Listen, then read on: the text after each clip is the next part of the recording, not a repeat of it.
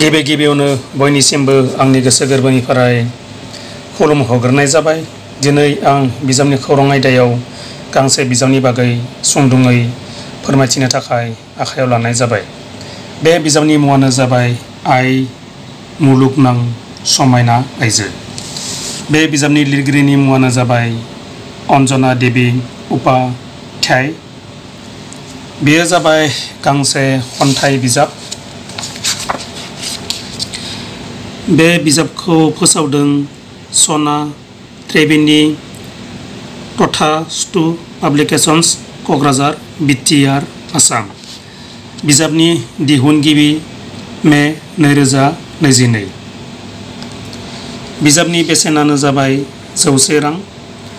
आं बे बिजाबखौ फरायखांबाय, फरायनानै जोबोद मोजां मोनदों। बे बिजाबाव गासै 90 खन्थाइफोर दं।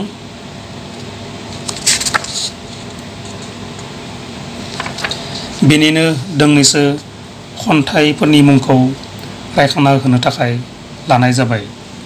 सेथियाव आंनि आफानि लोगोरि, नैथियाव अननायनि दैहुआ बुंफबबाय, थामथियाव आं दिनै रमान्टिक जादों, ब्रैथियाव आं बोराय जानो लुबैया, बाथियाव आंथ' सानो, दथियाव आंथ' हारसिंसो थांनांगोन, स्निथियाव आंनि खन्थाइखौ दा सान सोदोबल', दाइनथियाव आइ मुलुगनां समायना आइजो, गुथियाव आंनि लोगोफोर, जिथियाव आंनि सिमांफोरा जिउ दं,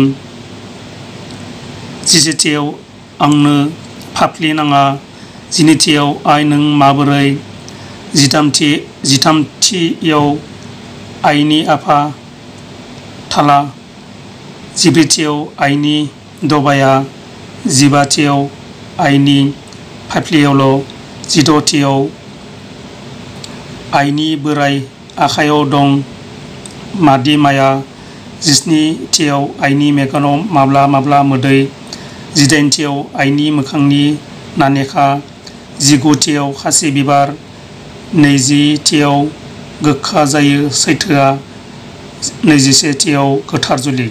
बेबायदिनो बेवहाय 90 खन्थाइफोर दं।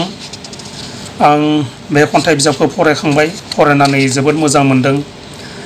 गोजोनथाव बाथ्राया बेनोदि बिथाङा सासे नेपालि माहारिनिब्लाबो बेबायदि बर' राव थुनलाइखौ अनसायनाया जोबोद गोजोनथाव बाथ्रा।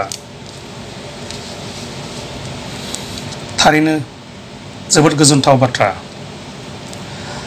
मिजिंथिबायदि बिथांनिफ्राय आरोबाव बेबायदिनो गोदान सोरजिनाय बिजाब फरायनो मोनबावगोन। बेजों लोगोसे बिजाबनि खौरां आयदाखौ बेखिनियावनो फोजोबनाय जाबाय। गोजोन्थों।